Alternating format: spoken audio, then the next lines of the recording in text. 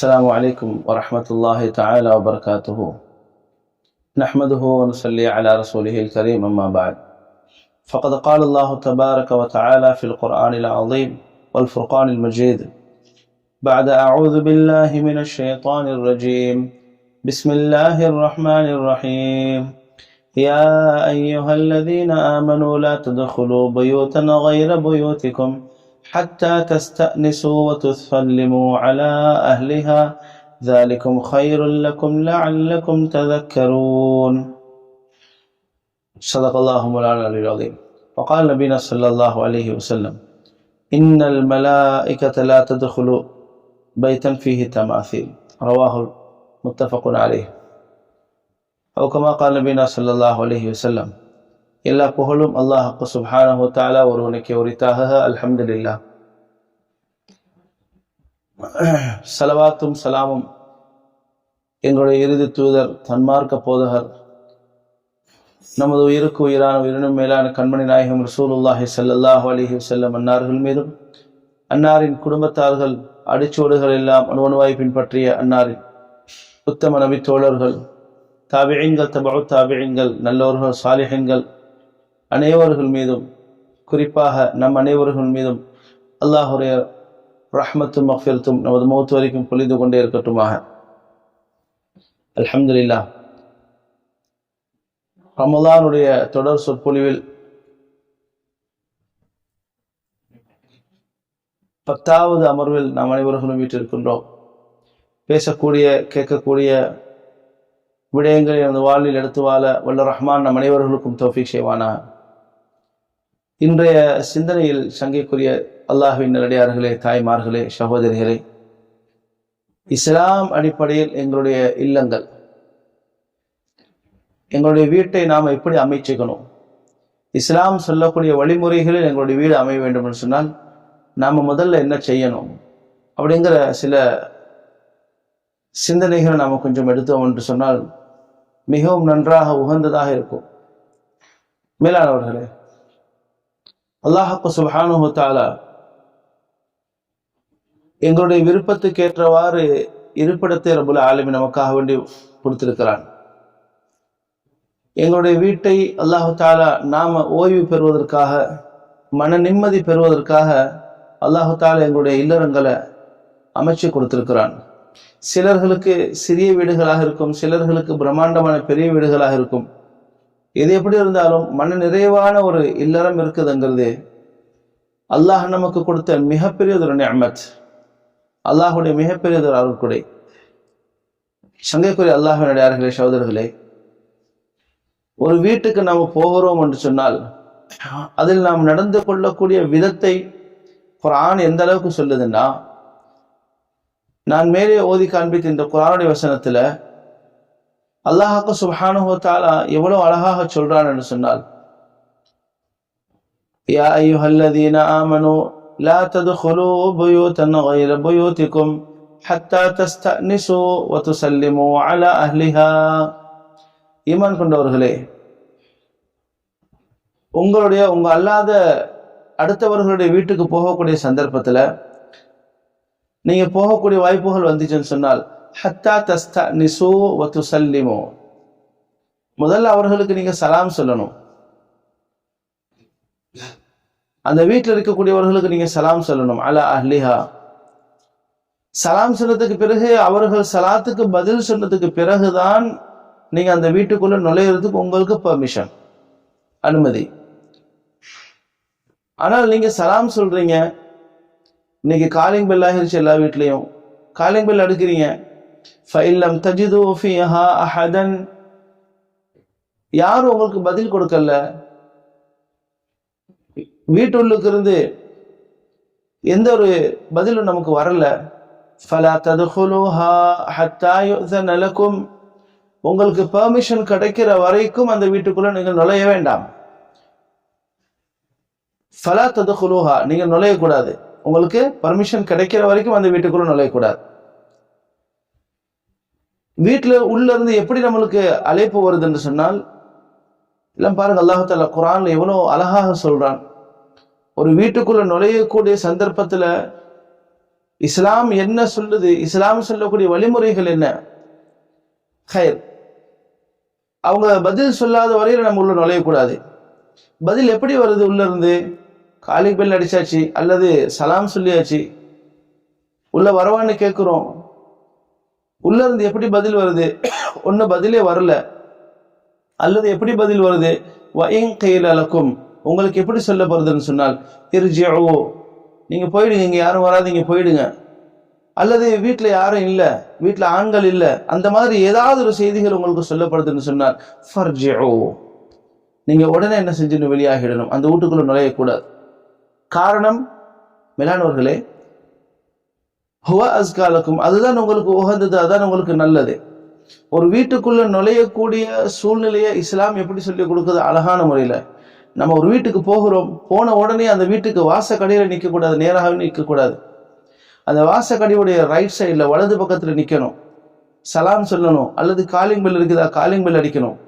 வீட்டுல பர்மிஷன் வந்துச்சா அதுக்கு பிறகுதான் நம்ம உள்ள நுழையணும். சங்கையானவர்களே, ஏன் மார்க்கம் இவ்வளவு தெளிவாக இந்த செய்திகளை சொல்லுதுன்னு சொன்னால், இதுல பலவிதமான நுட்பமான விஷயங்கள் உள்ள அடங்கி இருக்குது.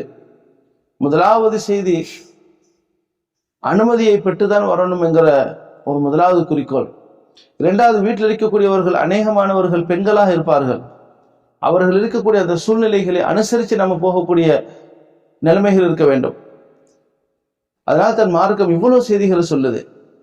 இரண்டாவது சங்கையான அல்லாஹ்வின் அடியார்களே, சகோதரர்களே, அல்லாஹ் சுப்ஹானஹு வ தஆலா ஒரு மனுஷனுக்கு கொடுக்கக்கூடிய அளப்பெரும் நிஅமத்துகள் உலகத்துல 4 சொன்னார்கள். ஸல்லல்லாஹு அலைஹி வஸல்லம் அவர்கள் அர்பஉம் மின ஸஆதா, 4 விஷயத்தை அல்லாஹ் சுப்ஹானஹு வ தஆலா ஒரு நல்ல மனிதருக்கு கொடுத்து ரப்புல் ஆலமீன் அவரை அழகு பார்க்கிறார். அதுல முதலாவது தான் அல் மர்அத்து ஸாலிஹா, நல்ல மனைவி அல்லாஹ் சுப்ஹானஹு வ தஆலா ஒரு மனிதனுக்கு கொடுக்கிறார் என்று சொன்னால் அது மிகப்பெரிய ஒரு பரக்கத். துணைவி எதுவரைக்கும் சந்தோஷத்தை ஈடு கொடுக்கிறாங்களோ, தொழிலையாக இருக்கட்டும், விவசாயத்திலாக இருக்கட்டும், எங்களுடைய மற்ற எல்லா லைஃப்ல அவங்க எந்த அளவுக்கு நம்மளுக்கு பார்ட்னராக, நம்மளுக்கு ஃப்ரெண்ட்ஷிப்பாக இருக்கிறாங்களோ, அல்ஹம்துலில்லாஹ், அது வரைக்கும் சந்தோஷமான வாழ்க்கை அல்லாஹ் தஆலா அமைத்து கொடுப்பான். காரணம், மனைவியுடைய அந்த போங்கு இருக்குது பாத்தீங்களா, அல்லாஹ் ரப்பல் ஆலமீன் எல்லாருக்கும் அதை அமைச்சு கொடுக்கிறது கிடையாது. ஆனால் இப்படி அமைந்து விட்டதுன்னு சொன்னால் அல்ஹம்துலில்லாஹ், அல்லாஹ் ரப்பல் ஆலமீன் அளப்பெரும் நிஅமத்தை கொடுத்திருக்கிறான். அல் மர்அத்து ஸாலிஹா. இரண்டாவது ஸல்லல்லாஹு அலைஹி வஸல்லம் அவர்கள் சொன்னார்கள் அல் மஸ்கனுல் வாசி', ஒரு நல்ல சந்தோஷமான குடியிருக்கக்கூடிய ஒரு வீடு. இந்த 4ம் யாருக்கு அமைஞ்சிருச்சோ உலகத்தில் அவர் எல்லா செல்வங்களையும் பெற்றுக்கொண்டார். முதலாவது நல்ல மனைவி, இரண்டாவது குடியிருப்பதற்காக வேண்டியுள்ள ஒரு சந்தோஷமான ஒரு இல்லறம், அவருக்கென்றே இருக்கக்கூடிய சொந்தமான ஒரு வீடு, அல்லாஹ் அவருக்கென்றே கொடுத்த ஒரு நிஅமத்.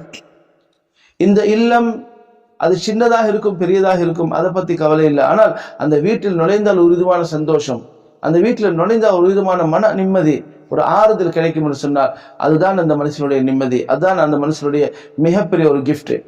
சங்கையானவர்களே, மூன்றாவது ஸல்லல்லாஹு அலைஹி வஸல்லம் அவர்கள் சொல்றார்கள் வல் ஜாரிஉ ஸாலிஹ்,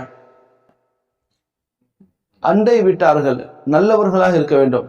அண்டை வீட்டார்கள் நல்லவர்களாக இருக்க வேண்டும் என்கிற வார்த்தை தான் ஹதீஸ்ல வருது ஒழிய முஸ்லிமான அண்டை வீட்டார்கள், கலிமா சொன்ன அண்டை வீட்டார்கள் என்கிற வார்த்தை மட்டும் வரல. அப்ப அண்டை வீட்டார்கள் யாராக இருந்தாலும் சரி, அவர்களுடைய நளினமாக எந்த அளவுக்கு நாம் நடந்துக்கிறோமோ அல்ஹம்துலில்லாஹ், அது வரைக்கும் ரப்புல் ஆலமீன் அவர்களுக்குரிய மிகப்பெரிய ஒரு பாதுகாப்பாக நம்மளை அமைத்துக் கொடுப்பான். நாம இந்த தைரியத்தில் வெளியே போகலாம். காரணம், அண்டை வீட்டார்கள் எங்களுக்கு ஒரு பாதுகாப்பாக இருக்கிறாங்க, அண்டை வீட்டார்கள் எங்களுக்கு ஒரு எல்லா விஷயத்திலையும் எங்களுக்கு ஒரு செக்யூரிட்டாக இருக்கிறான். சங்கையானவர்களே, அந்த அளவுக்கு அந்யோன்யமாக பழகக்கூடிய அந்த பழக்க வழக்கங்கள் அல்லாஹ் ரப்பில் ஆலமீன் ஒரு மனுஷனுக்கு கொடுக்கக்கூடிய மூன்றாவது கிஃப்ட், அண்டை வீட்டார்கள், எய்த்த வீட்டார்கள் நல்லவர்களாக அமைவது. அடுத்ததாக ஸல்லல்லாஹு அலைஹி வஸல்லம் அவங்க சொல்றாங்க அல் முரக்கபுல் ஹனி, மனதுக்கு பிடித்த ஒரு வாகனம், அது பைக்காக இருக்கலாம், அல்லது காராக இருக்கலாம், அல்லது சாதாரணமா சைக்கிளாக இருக்கலாம், அவருடைய மனசுக்கு பிடிச்ச வாகனமாக இருக்குது. ஆனால் ரப்புல் ஆலமீன் இந்த 4 விஷயத்தையும் ஒரு மனுஷனுக்கு கொடுத்துட்டான்னு சொன்னால் உலகத்தில் இருக்கக்கூடிய எல்லா விஷயத்தையும் அவர் பெற்றுக்கொண்டார்.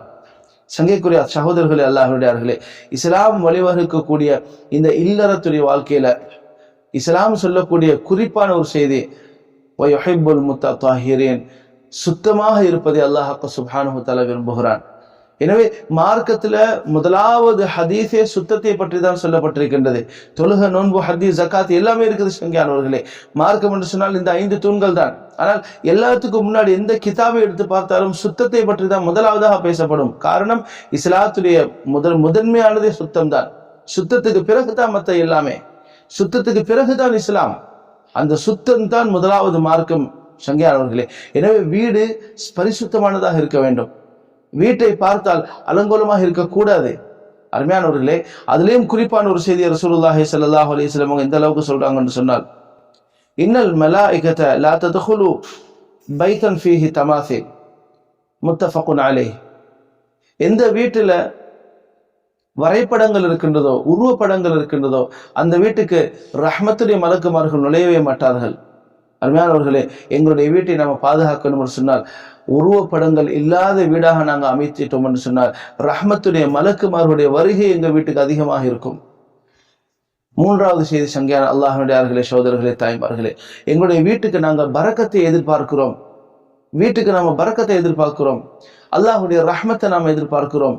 அல்லாஹ்வுடைய நிஅமத்தை நாம் எதிர்பார்க்கிறோம். ஆனால் எல்லா இடத்திலையும் லஅனத்தை திறந்து வச்சுக்கிட்டு அல்லாஹ்வுடைய பரக்கத்தை எதிர்பார்த்தால் எந்த விதத்தில் அல்லாஹ் ரப்பல் ஆலமீன் பரக்கத் செய்வான்? சங்கியானவர்களே, வீட்டுல தொழுகை இருக்குதா? நஃபிலான தொழுகைகள் தொழுகிறோமா? சுன்னத்தான தொழுகைகள் தொழுகிறோமா? ஃபர்லான தொழுகைகளை நேரத்துக்கு தொழுகிறோமா? சரி, ஆண்கள் பள்ளிவாசலுக்கு போகிறாங்க. பள்ளிவாசலுக்கு போனதுக்கு பிறகு அவங்க பள்ளிவாசல்ல அவங்களுடைய கடமைகளை முடிச்சுட்டு வர்றாங்க. பள்ளிவாசலுக்குள்ள நுழையும் போதே அல்லாஹும்ம ஃப்தஹ் லி அப்வாப ரஹ்மத்திக துஆவை ஓதிட்டு பள்ளிவாசலுக்குள்ள நுழையிறாங்க. பெண்களாகிய நீங்க செய்யக்கூடிய அமல்கள் என்ன? உங்களுடைய பள்ளிவாசலே உங்களுடைய வீடு தான். எந்த வீட்டுல ப்ரேயர் ஹால் இருக்குது, டைனிங் ஹால் இருக்குது, பாத்ரூம்க்கு தனியா இருக்குது? மிலானவர்களே, கொஞ்சம் சிந்தனை செய்து பார்க்க வேண்டும். வீட்டை அமைச்சிட்டோம் என்று சொன்னால் அதுல குறிப்பாக ப்ரேயர் ஹால் என்று சொல்லக்கூடிய ஒரு சின்னதான ஒரு ரூம், முசல்லா, நாம தொழக்கூடிய இடம், அந்த இடத்துல எதுவுமே நடக்காது. ஒன்று தொழுக, திக்ர், ஃபிக்ர், குர்ஆன், இதுதான் அந்த இடத்துல நடைபெறும். ஆனால் அதை இன்னைக்கு தவிர்த்துட்டு மற்ற வேற எல்லாத்தையும் டெக்கரேஷன் செஞ்சுக்கிட்டு இருக்கிறோம். வீட்டுல சம்பந்தமே இருக்காது. சங்கைக்குரிய அல்லாஹ்வுடையார்களே, பயணத்திலிருந்து வருவாரு, நல்லா இருக்கக்கூடிய பால்கனி, அதை இடிச்சிட்டு கட்டக்கூடிய ஒரு சூழ்நிலை. கிட்டத்தட்ட 6 லட்சம் ரூபா அதுக்கு லாஸ் ஆயிடுச்சு. நல்லா இருக்கக்கூடிய இடம் தான். ஆனால் வீட்டை புறணமைப்பது மார்க்கம் வேண்டான்னு சொல்லல, இஸ்ராஃப் மார்க்கம் வேண்டான்னு சொல்லுது. இஸ்ராஃப் மார்க்கம் தடுக்குது.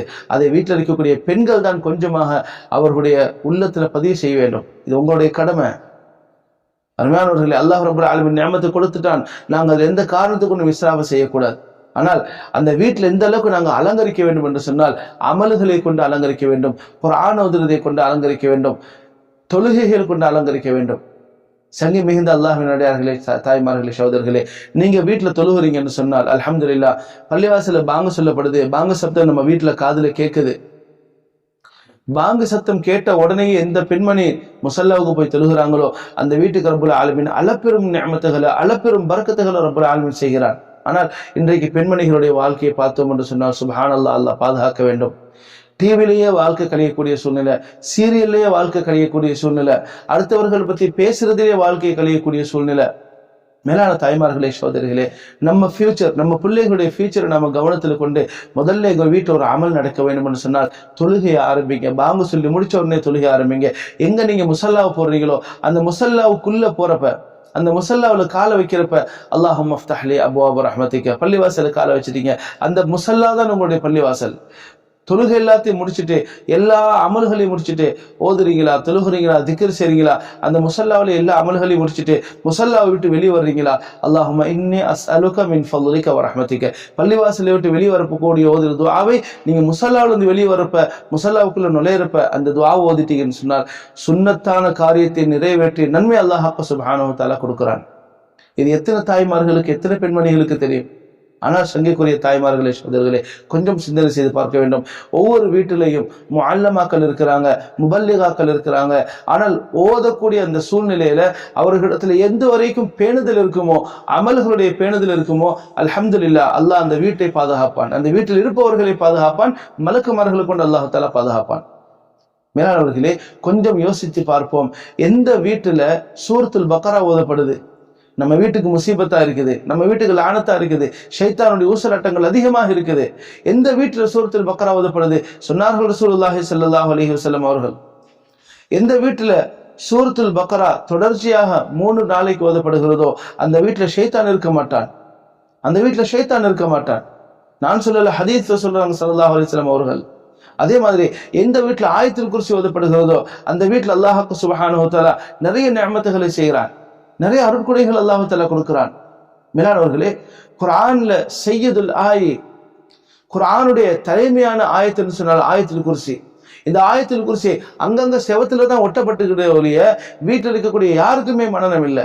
அல்லாஹ் பாதுகாக்க வேண்டும். எனவே ஆயத்துல் குர்சியை நாம் அடிக்கடி வீட்டில் ஒதுக்கிட்டே இருக்கணும். அவர்களே, ஷைத்தானுடைய ஊசலாட்டங்களை விட்டு நாம் பாதுகாப்பு பெற வேண்டும் என்று சொன்னால் முதல்ல நாங்கள் பாதுகாப்புக்கு நாங்கள் அல்லாஹ்விடத்தில் துஆ செய்ய வேண்டும். எல்லா இடத்துலையும் ஆயத்துல் குர்சி ஒட்டப்பட்டிருக்குது, எல்லா இடத்துலையும் குர்ஆனுடைய வசனங்கள் செவத்தில் ஒட்டப்பட்டிருக்குது. எந்த பாதுகாப்பும் கிடைக்காது, அல்லாஹ்வுடைய எந்த பாதுகாப்பும் கிடைக்காது. மேலானவர்களே, அதை நாம முதல்ல ஓதணும், நாம முதல்ல செயல்படுத்தணும். அது நாம செய்யறதன் மூலமாகத்தான் ரப்புல் ஆலமீன் நமக்கு பாதுகாப்பு கொடுப்பான் மலக்குமார்கள் கொண்டு. கொஞ்சம் சிந்தனை செய்து பாருங்கள் சங்கைக்குரிய தாய்மார்களே, சகோதரர்களே. வீட்டுல பரக்கத் இல்லையா? வீட்டுல வறுமையாக இருக்குதா? சொன்னாங்க ரசூலுல்லாஹி ஸல்லல்லாஹு அலைஹி வஸல்லம் அவர்கள், சூரத்துல் வாக்கிஆவை ஒவ்வொரு நாளும் மக்ரிப் தொழுகைக்கு பிறகு ஓதி வாருங்கள். அல்லாஹ் ரப்புல் ஆலமீன் உங்களை வறுமையை விட்டும் பாதுகாப்பான். இன்னைக்கு எத்தனை வீட்டுல இங்க ஓதப்படுது சூரத்துல் வாக்கியா? யாருக்காவது தெரியாதுன்னு சொல்ல முடியுமா? எனக்கு இந்த செய்தி தெரியல, சூரத்துல் வாக்கியா ஓதினா எனக்கு பரக்கத்து கிடைக்கும், சூரத்துல் வாக்கியா ஓதினா எனக்கு இந்த மாதிரி இப்போ வறுமையை விட்டு நான் நீக்கப்படுவேன், இந்த செய்தி எனக்கு தெரியலன்னு யாராவது சொல்ல முடியுமா? ஏன் வீட்டில் இருக்கக்கூடியவர்கள் முஅல்லமா ஓதி முடிச்ச மாணவிகள் இருக்கிறாங்க, தாய்மார்கள் இருக்கிறீங்க. மேலான தாய்மார்களே, சகோதரர்களே, தாய்மார்களே, அல்லாஹ் பாதுகாக்க வேண்டும். ரப்புல் ஆலமீன் எங்களுடைய வாழ்வாதாரத்துக்குரிய முழு விஷயத்தையும் வெற்றியும் அல்லாஹு தஆலா நம்ம கையில கொடுத்திருக்கிறான். நம்ம அதன் பிரகாரம் நடந்தோம் என்று சொன்னால் அல்லாஹ் பாதுகாக்க வேண்டும், அல்லாஹ் பாதுகாப்பான். சொன்னார்கள் ரசூலுல்லாஹி ஸல்லல்லாஹு அலைஹி வஸல்லம் அவர்கள், லா தஜஅலு புயூதக்கும் மகாபிர், உங்களுடைய வீடுகளை கபிரிஸ்தான்களாக, மையத்தை அடக்கம் செய்யக்கூடிய கபிரிஸ்தான்களாக ஆக்கி விடாதீர்கள். ஏன் தெரியுமா? அந்த மையத்தை அடக்கம் பண்ணக்கூடிய அந்த கபிரிஸ்தான்கள்ல தான் எல்லா விஷயமான விஷ ஜந்துக்கள் இருக்குது, எல்லா விதமான பூச்சிப்பட்டுகள் எல்லாமே இருக்குது.